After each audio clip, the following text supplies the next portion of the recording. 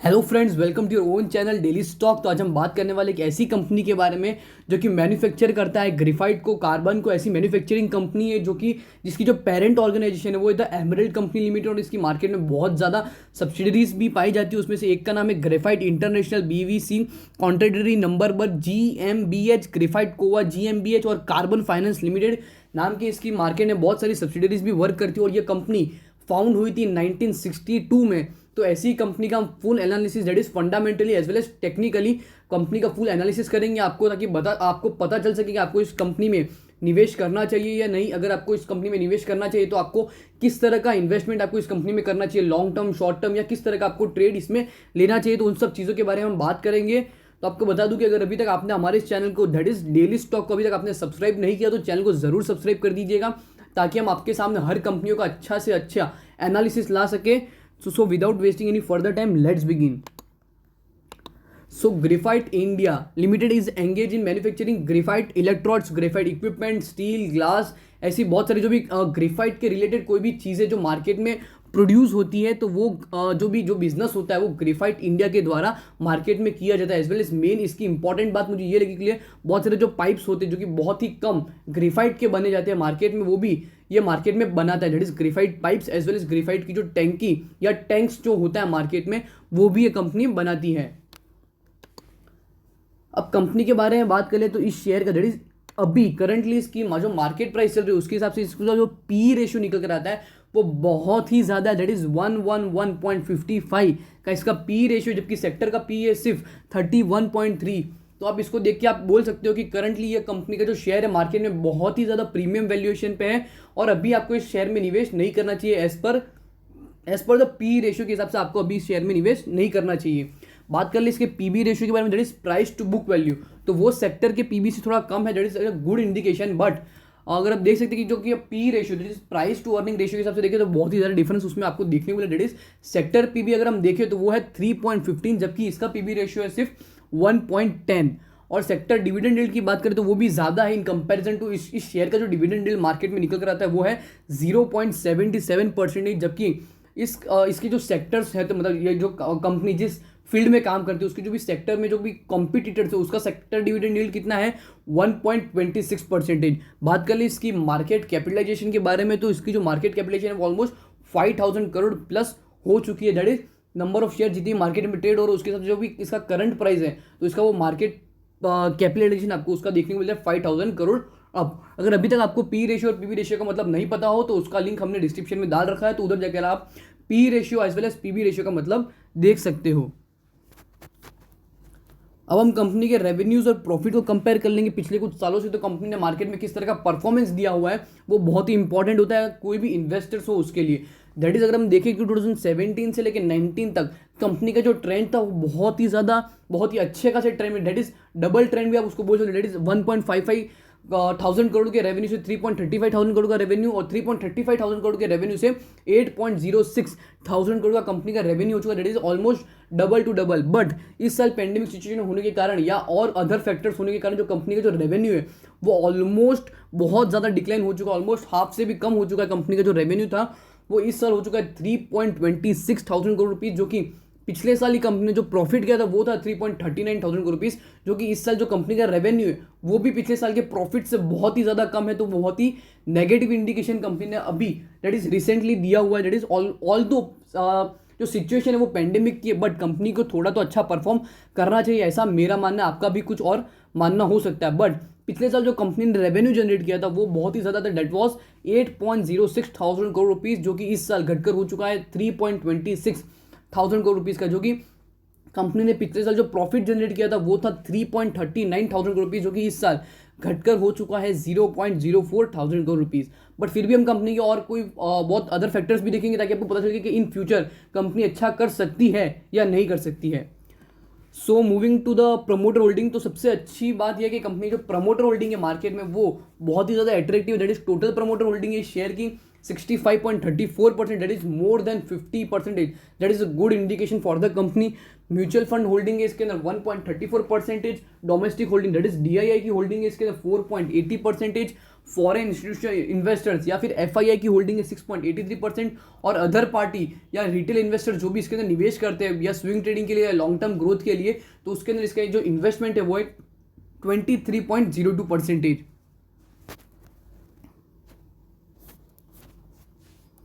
अब हम बात करेंगे कंपनी के पर शेयर रेशियोज के बारे में। तो उसके लिए सबसे पहले जो रेशियो निकल कर आता है वो है कंपनी का EPS, that is earning per share.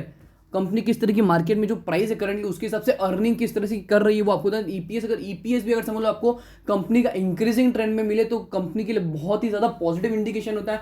But although आप इस शेयर का जो आप ईपीएस देख रहे हो वो बहुत ही ज्यादा नेगेटिव इंडिकेशन आपको दे रहा है compare to the EPS, that is 2018 में वो था 52.81 रुपीज, जो कि 19 में बढ़कर हो चुका था ऑलमोस्ट 3 टाइम्स बढ़कर हो चुका था 173.8 रुपीज, जो कि इस साल बहुत ही ज्यादा डिक्लाइन होकर हो चुका है 2.3 रुपीज। दैट इज बहुत ही ज्यादा, बहुत ही नेगेटिव ट्रेंड ये माना जा सकता है कि कंपनी का जो ईपीएस है बहुत ही ज्यादा नेगेटिव ट्रेंड में आ चुका है। बात कर ले कंपनी की बुक वैल्यू के बारे में, तो बुक वैल्यू में खासा इतना असर नहीं पड़ा है, बट फिर भी कंपनी ने बुक वैल्यू को मेंटेन सिचुएशन में रखा है, ऐसा आप बोल सकते हैं compare to the EPS. That was 2018 में कंपनी का जो बुक वैल्यू था वो था 139.81 रुपीज, जो कि 19 में बढ़कर हो चुका था 273.83 रुपीज, जो कि इस साल थोड़ा सा गिरकर कंपनी की जो बुक वैल्यू है वो थोड़ी सी डाउन होकर हो चुकी है 233.07। ऑल्दो अगर आपको बता दूं कि कोई भी कंपनी को अपनी बुक वैल्यू अगर समझ लो इंक्रीमेंटल फेज में रखनी हो तो कंपनी की जो भी एसेट्स होती है उसको बढ़ते हुए ट्रेंड में रखनी चाहिए। कभी कंपनी की जो भी लाइबिलिटीज होती है वो कम हो तो आपको जो बुक वैल्यू उसमें आपको अच्छा खासा ट्रेंड या इंक्रीमेंटल फेज आपको बुक वैल्यू में देखने को मिल सकता है। अब बात कर लेते हैं कंपनी के मार्जिन रेशियोज के बारे में। तो मार्जिन रेशियो में सबसे पहले जो रेशियो निकल कर आता है वो कंपनी का ग्रॉस प्रॉफिट मार्जिन परसेंटेज। तो ग्रॉस प्रॉफिट मार्जिन परसेंटेज होता क्या है? ग्रॉस प्रॉफिट मार्जिन परसेंटेज मतलब कंपनी जितना भी ग्रॉस प्रॉफिट जनरेट करती है कंपेयर टू जितना भी नेट सेल्स या नेट रेवेन्यू कंपनी जनरेट करती है उसके हिसाब से कंपनी किस तरह से मेंटेन या मार्केट में परफॉर्म कर रही है वो आपको बता रहा है ग्रॉस प्रॉफिट मार्जिन परसेंटेज। वो भी अगर इंक्रीमेंटल फेस में हो तो कंपनी के लिए बहुत ही अच्छा इंडिकेशन है। बट ऑल्दो कंपनी ने इस साल लॉस भी किया है, लॉस तो नहीं किया बट जो प्रॉफिट जनरेट किया वो बहुत ही कम है, और जो रेवेन्यू था वो भी कम है, तो उसके कारण जो कंपनी का ग्रॉस प्रॉफिट मार्जिन है उसमें भी आपको डाउनफॉल देखने को मिला। दैट वाज 2018 में वो था 46.92%, जो कि 19 में बढ़कर हो चुका था 66.59%, और इस साल कंपनी का जो ग्रॉस प्रॉफिट मार्जिन परसेंटेज है वो हो चुका है 3.08%।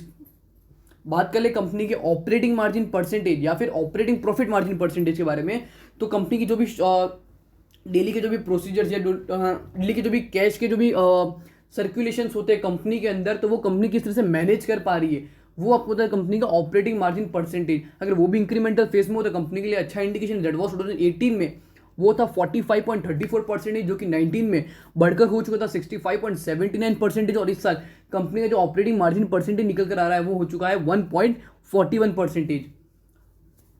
बात कर ले कंपनी के नेट प्रॉफिट मार्जिन परसेंटेज के बारे में, तो नेट प्रॉफिट मार्जिन परसेंटेज जो मार्जिन रेशियो हमने कंपेयर किए उसी तरह वो भी इंक्रीमेंटल फेज में होने चाहिए। दैट वाज 2018 में नेट प्रॉफिट मार्जिन मतलब क्या होता है? नेट प्रॉफिट कंपनी जितना भी जनरेट करती है कंपेयर टू नेट सेल्स जितना भी कंपनी का होता है वो जो रेशियो निकल कर आता है या जो परसेंटेज निकल कर आता है वो होता है कंपनी का net profit margin for the current year. तो वो था 2018 में 31.59%, जो कि 2019 में बढ़कर हो चुका था 43.25%। बट इस साल फिर से आपको वही नॉर्मल ट्रेंड देखने को मिला। That was net profit margin भी कंपनी का डिक्रीज हो गया और हो चुका इस साल 1.67%।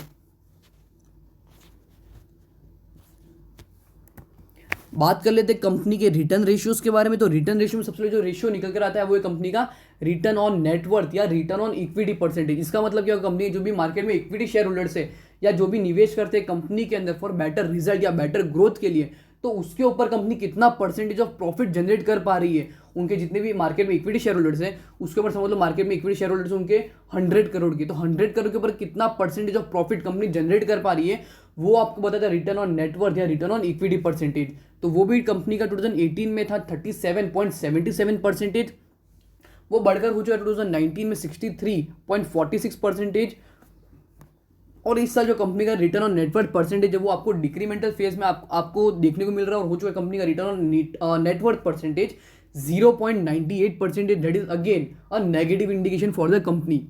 बात कर लेते हैं कंपनी के आरओसी परसेंटेज के बारे में, that is return on capital employed. तो रिटर्न ऑन कैपिटल एम्प्लॉयड मतलब कंपनी अपने बिजनेस में फॉर एक्सपेंशन या बिजनेस को ग्रेडेशन या जो भी रिसर्च एंड डेवलपमेंट होता है उसके बिजनेस के अंदर कंपनी जितना भी पैसा निवेश करती है उसके ऊपर कंपनी कितना प्रॉफिट जनरेट कर पाती है मार्केट में, वो आपको बताता है return on capital employed. That was 2018 में, वो भी अगर इंक्रीमेंटल फेज में हो तो कंपनी का बहुत ही अच्छा और पॉजिटिव इंडिकेशन है। दैट वाज 2018 में वो था 52.34%, जो कि 19 में बढ़कर हो चुका था 94.56%। और इस साल जो कंपनी का आरओसी परसेंटेज निकल कर आ रहा है वो हो चुका है 0.94 के परसेंटेज में।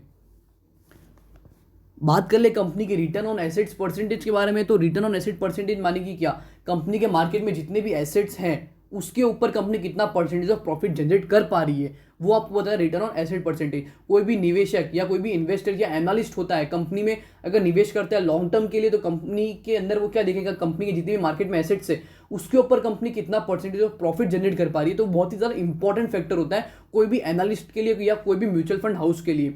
तो वो return on asset percentage that was 2018 में वो था 27.29%, जो कि 19 में बढ़कर हो चुका था 49.16%, जो कि इस साल बहुत ही ज़्यादा कम हो चुका है कंपनी का रिटर्न ऑन एसेट परसेंटेज और हो चुका है 0.80%।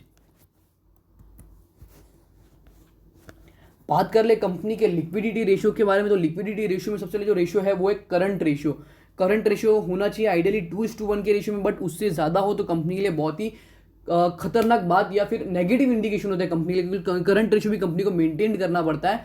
दैट वॉज 2018 में वो था 2.97 के रेशियो में, जो कि 19 में और बढ़कर हो चुका 3.89 के रेशियो में, और इस साल फिर से कंपनी जो करंट रेशियो बढ़कर हो चुका है 4.48 के रेशियो में। अगर आप इस कंपनी में निवेश करना चाहते हो तो आपको पता होना चाहिए कंपनी का जो करंट लाइबिलिटीज है मार्केट में बहुत ही ज़्यादा in comparison to current asset, तो वो नेगेटिव इंडिकेशन है कंपनी के लिए।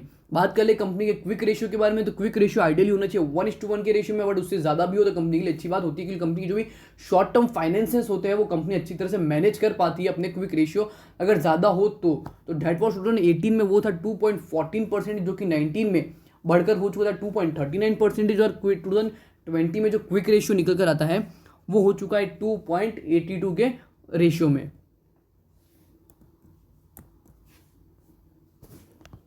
बात कर ले कंपनी के लेवरेज रेशियोज के बारे में, तो लेवरेज रेशियोज आपको बताता है कि that is debt to equity ratio. Debt to equity ratio मतलब क्या, आइडियली अगर समझ लो वो 0:0 मतलब 0.00 हो तो मतलब कंपनी डेट फ्री कंपनी होती है। बट ये कंपनी के अंदर जो हमको अच्छी चीज़ लगी है वो है कंपनी जो डेट टू इक्विटी रेशियो वो मेंटेन या अच्छे रेशियो में निकल कर आ सकता है in further future. That was 2018 में वो था 0.1, जो कि 19 में 0.07 हो गया था कंपनी का डेट टू इक्विटी रेशियो, और इस साल कंपनी का जो डेट टू इक्विटी रेशियो है वो है 0.09 के रेशियो में। बट ऑल दो कंपनी का समझ लो मार्केट में जितनी भी डेट्स है वो अगर कम हो जाए तो कंपनी के लिए बहुत ही ज़्यादा बहुत ही अच्छा पॉजिटिव इंडिकेशन हो सकता है, क्योंकि डेट टू इक्विटी रेशियो बहुत सारे अदर जो इंडिकेटर्स या बहुत सारे अदर जो रेशियोज होते हैं उसको भी अच्छा साबित कर सकता है।